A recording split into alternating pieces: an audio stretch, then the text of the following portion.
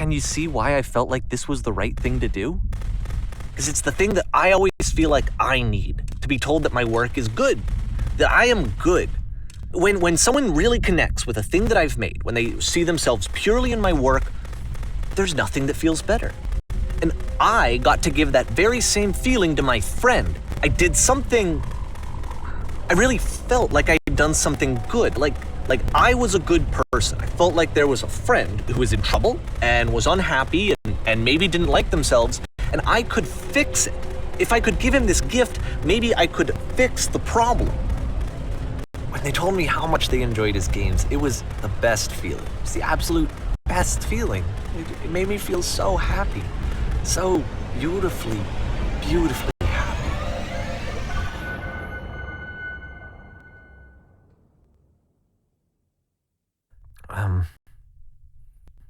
So anyway, Coda finishes this game, and then really he just kind of takes off for a while.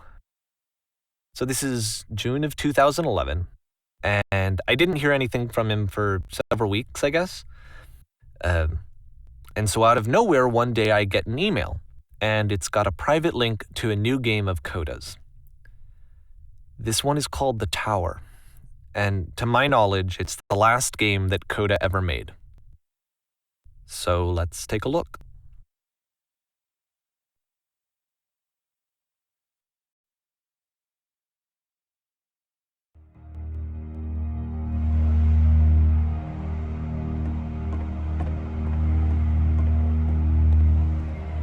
And this is where I have trouble saying anything meaningful about Coda's work. Because more than anything else, The Tower just feels distant. It feels like it's trying to distance itself from the world. It's a very cold game.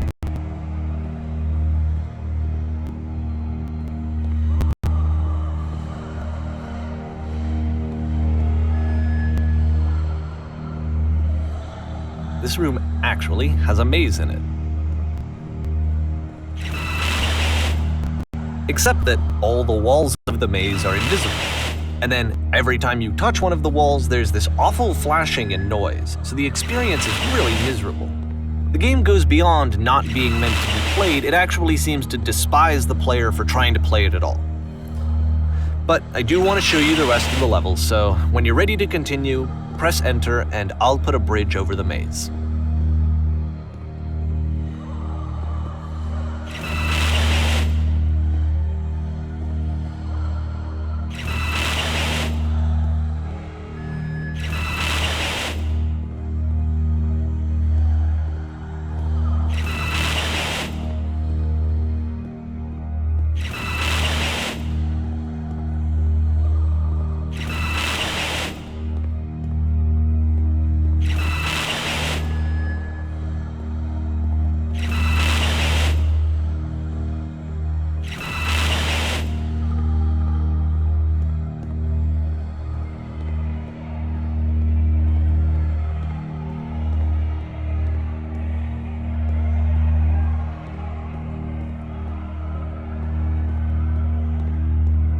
And to be fair, it's not like this is the first game that's needed some modification to be playable. Like the house cleaning game. You know, that one used to actually loop the cleaning chores and you just cleaned a house forever. I had to cut it off so that you could exit the house and the game would actually end. But that game had an idea that it was actually trying to communicate. What's the deeper idea behind the invisible maze? The only way past this challenge is to randomly guess the 6-digit code. Like the invisible maze, it's frustrating to me, because it's the opposite of everything else that Coda has made. It doesn't encourage thought or engagement. It doesn't ask anything of me, except a lot of my time. If I could have reached him during this time, then maybe I could have asked him, but I couldn't. I still don't really understand why this is here. I'll put the code on the ground for you here, though, so that we can move on.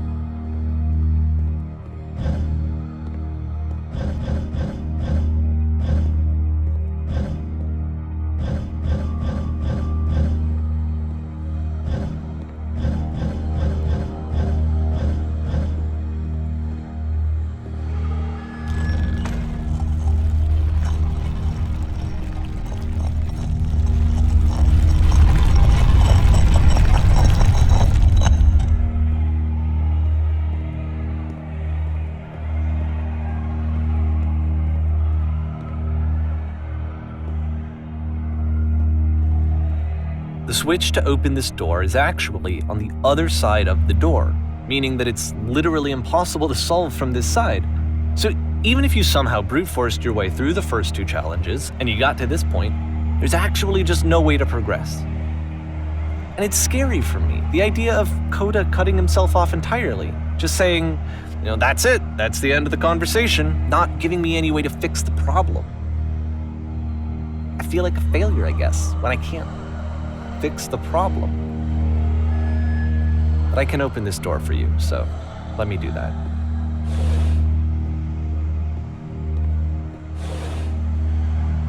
Was I a failure for not understanding this game? I don't know why I would be. It's not like everything needs to have a solution, but I feel it somehow. I feel like I failed, and I don't understand why. I remember, it's June of 2011. I'm playing this for the very first time, and as I'm playing, I'm thinking to myself, I don't know this person. I have no idea who this person is. It wasn't the guy I knew, it wasn't my friend. I had come to so many conclusions from looking at all of his work up to this point, and then suddenly none of them... I had been trying to, though. That was the thing. For years, I was trying to get to know him, to understand who he actually was and what he stood for. I asked him so many times to please just tell me what his games mean to him. I asked him please to tell me what the 3 dots mean. And he wouldn't.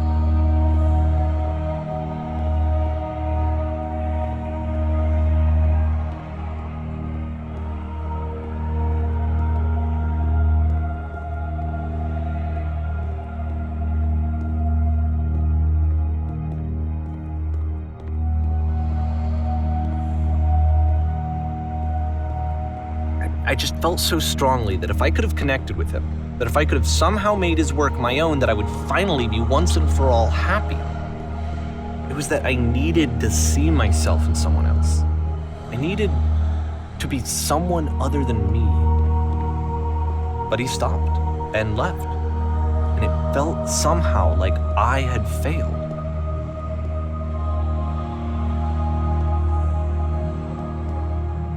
Where did I screw up?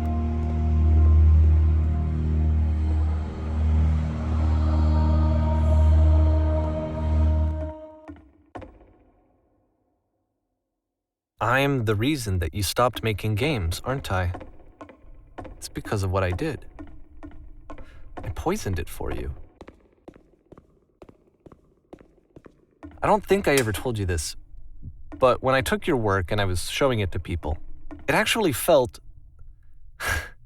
it felt as though I were responsible for something important and valuable.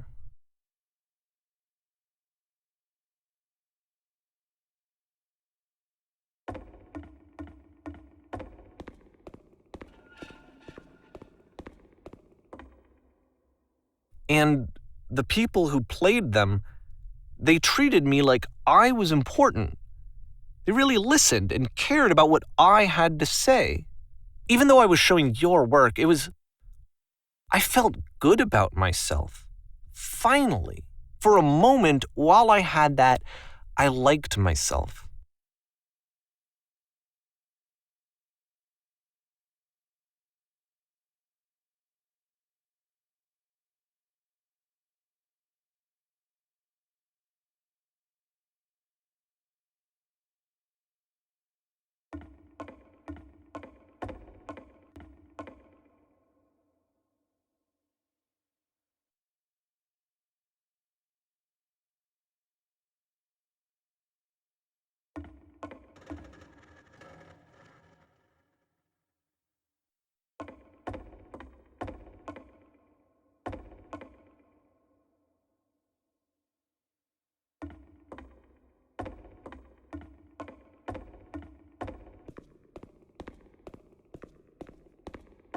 And then you stopped, and I didn't have anything left to show people.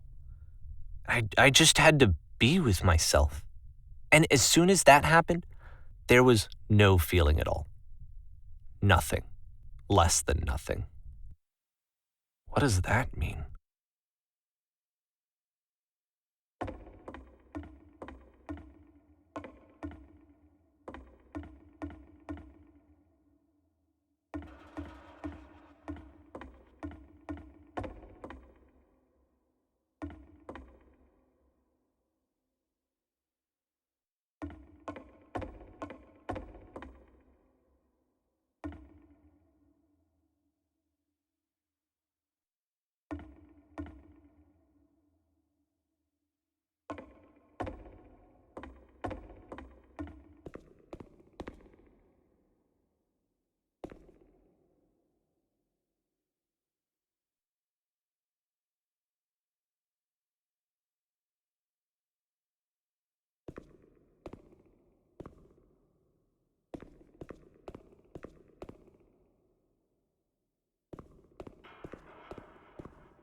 I'm afraid that I did something really stupid because I don't like myself.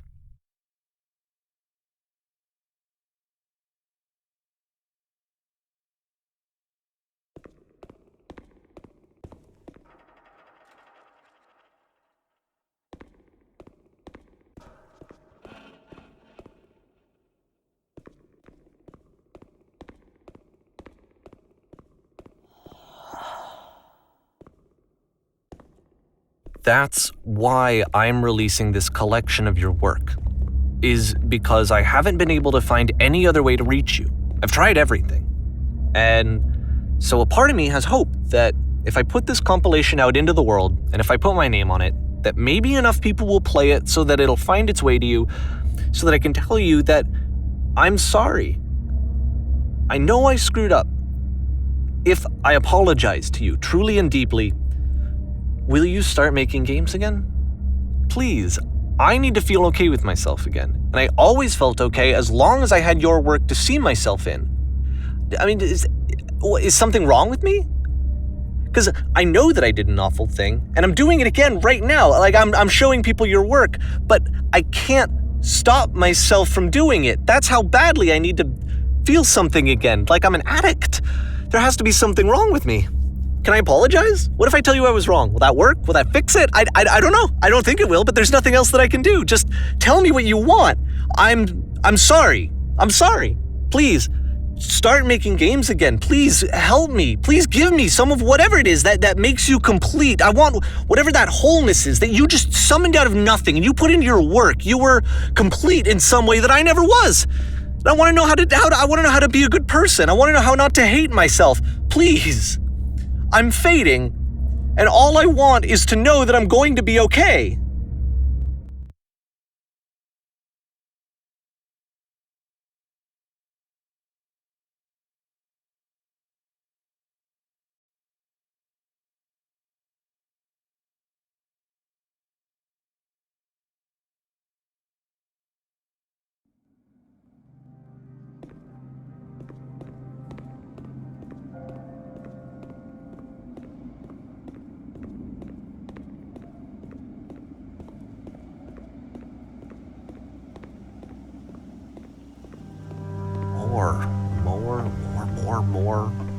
More love, more praise, more people telling me that I'm good. Always more. It's like a disease. Solution.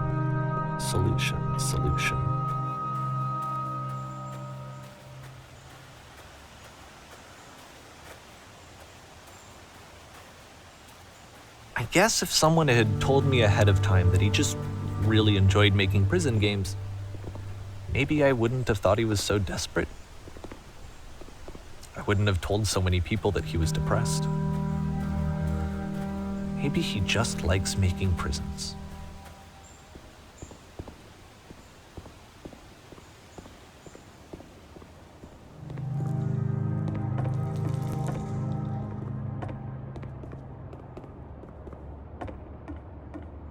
Even now, the disease is telling me to stop. Don't show people what a shitty person you are. They'll hate you.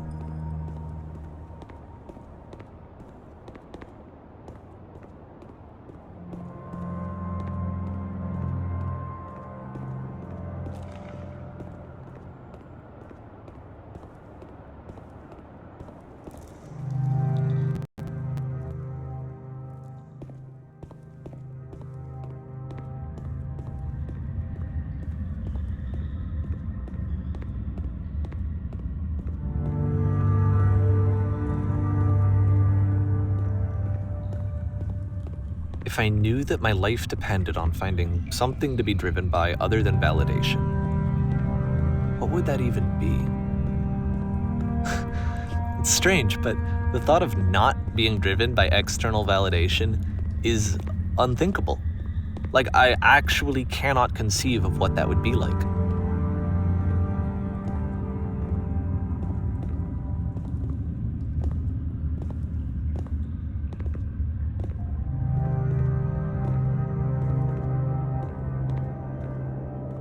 What now?